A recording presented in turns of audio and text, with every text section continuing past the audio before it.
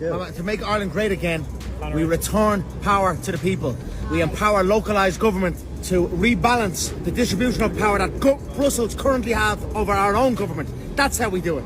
What's behind this statement is even crazier. He fires off a campaign slogan like a jab and follows with a cross aimed at Brussels. Not a town hall, more like a weigh-in, only the mic takes a head kick. Power to the people. Local veto, the central authority in the clinch. Self-positioning in the Make Ireland Great Again frame. Decentralization, strengthening local councils, and veto rights against decisions from Brussels. Focus, shifting power away from the center and toward the councils. It feels like a stare down, chin tucked, eyes locked. Except the opponent isn't a fighter, it's bureaucracy. Next it gets personal. Mentors, family, front and center, and the pulse picks up. Who's your kind of mentors when it comes to kind of political People of Ireland, the mothers of Ireland, the sisters, the brothers, the fathers, as I am myself a father and employer of the people of Ireland, and I'm standing front and centre for my country. Have to picture it? He declares the entire country his coaching staff. Mothers and fathers in the corner, himself front and center like a walkout. No think tank references, just family album and personal brand. Very McGregor. He frames mentors as the people and family, while positioning himself as both father and employer. And I'm one of you framed that flips straight from gym energy into a political showcase. Sounds like a hype reel, only instead of sparring partners, he lists relatives. Next he tightens the screws. I refuse to lie down. Democracy, a US comparison, and the heart rate spikes. I refuse to lie down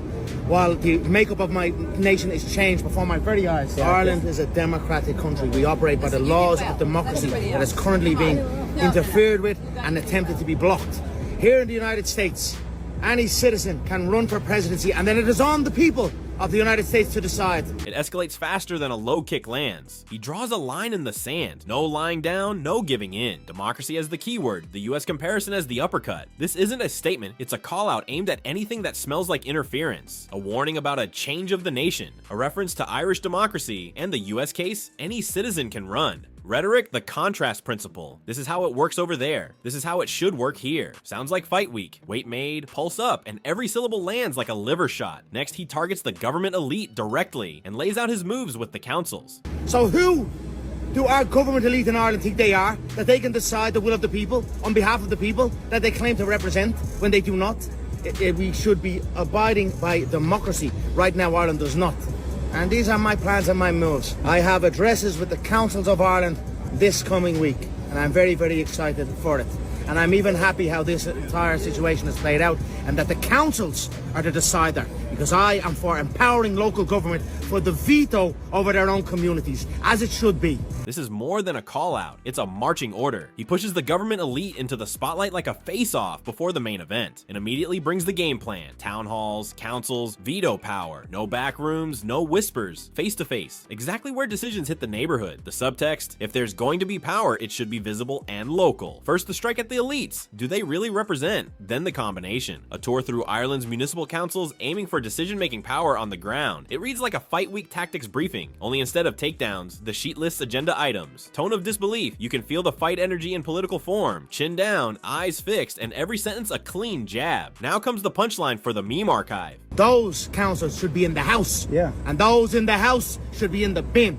Wait, okay. And this is where the conversation flips, from political talk straight into meme land. The line lands like an overhand, grassroots to the front, establishment to the sidelines. Short, sharp, quotable. Not just a quip, but a positional switch in one sentence. Downstairs into the house, upstairs out into the bin. So radical you can hear the echo in the comments. In substance, he tightens the decentralization screw to the limit, decision making where people live, not where the carpets are thicker. You can feel the fight energy in a political frame. Every word snaps like a clean jab, and the punchline cracks like a knockdown. Politics mode off, show mode on. Now it's the Mac is back, and the gaze shifts to the White House lawn. I'm ecstatic the Mac is back, and what better event than to grace the White House lawn for a straightener. What I do best. I'm very, very excited, very eager, very motivated.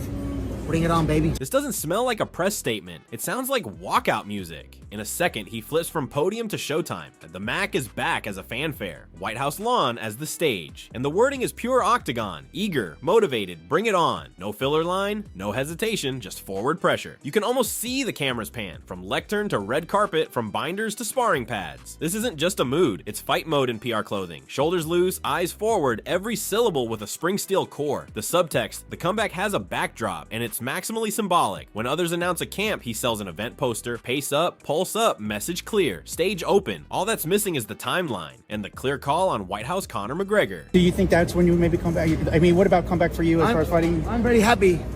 I'm very happy that it's June. It was on in July. Now it's a month earlier. Even better. Bring it to April. Why not? Let's celebrate the birthday early. I celebrate my birthday months in advance. Possibly White House Conor McGregor.